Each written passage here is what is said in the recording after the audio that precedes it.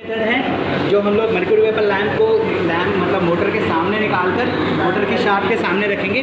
अब ये डिपेंड होता है कि कितने पोलों की मोटर है, ठीक है, उतने ही घेरे इसमें हमने बनाने हैं। अब हमने इस मोटर का नेम प्लेट पढ़ा, ये मोटर का आरपीएम लिखा है 1450 आरपीएम या 1440। इसका मतलब ये जो है 4 पोल की मोटर है और इसकी सिंक्रोनस स्पीड जो है वो 1500 आरपीएम होगी।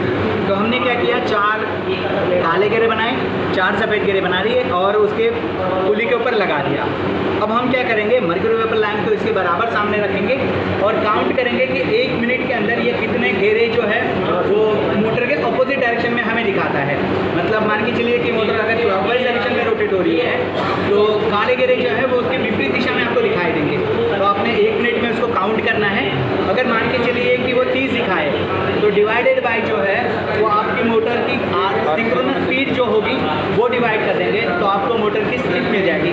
और स्लिप हमेशा परसेंटेज में होती है, तो हम इंटू 100 कर देंगे तो वो परसेंटेज में हमें मिल जाएगा। तो हम लोग जो है इसको कैलकुलेट करेंगे और मोटर की स्पीड निकालेंगे। या हम लोग दूसरा फॉर्मूला अपना सकते हैं जो synchronous speed minus rotor speed divided by synchronous speed into 100, वो फॉर्मूला से भी जो है हम स्पीड को निकाल सकते हैं। तो हम दोनों मेथड से जो है मोटर की स्लिप निकालेंगे। और हमें पता है कि स्लिप जो है वो 4% तक अलाउ होती है एक 3-फेज इंडक्शन मोटर्स में। तो 3-फेज इंडक्शन मोटर्स में क्या है, अगर आप 3-फेज इंडक्शन मोटर को कनेक्ट करोगे और ये मेथड अपनाओगे तो मोटर बहुत स्पीड में घूमेगी, तो वो हम काउंट ही नहीं कर पाएंगे कि कितने घेरे जो है वो रिवर्स में गए हैं। इसलिए हमने रोटर रेजिस्टेंस स्टार्टर का इस्तेमाल किया ताकि मोटर की स्पीड कम हो और वो इफेक्ट हमें निकाल कर आए। या हम और एक मेथड का इस्तेमाल कर सकते हैं सेंटर टैपिंग एमीटर मेथड का, ठीक है। जैसे हम लोगों ने जो है फेज सीक्वेंस इंडिकेटर का इस्तेमाल किया था। 2 टाइप के इंडिकेटर्स होते हैं, एक तो नॉर्मल हम लोग जो है वो वाला इस्तेमाल करते हैं जिस डायरेक्शन में घूमेगा वो मोटर का मतलब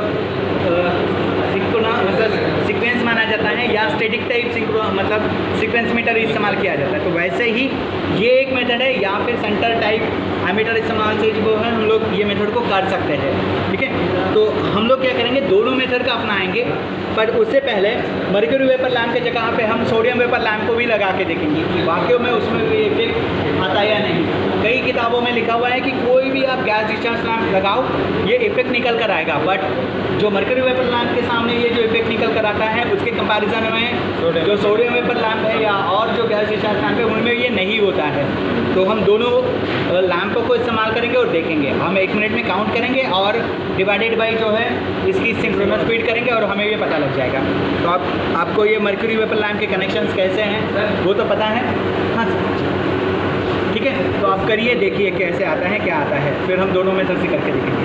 आप लोग ग्रुप्स में करिए और फिर कल दोबारा इसको कंटिन्यू करेंगे। तो जाने से पहले इसको निकालेंगे जिसने ये कनेक्ट किया है और फिर दोबारा कल मॉर्निंग में लगा दोगे। क्लियर, करिए।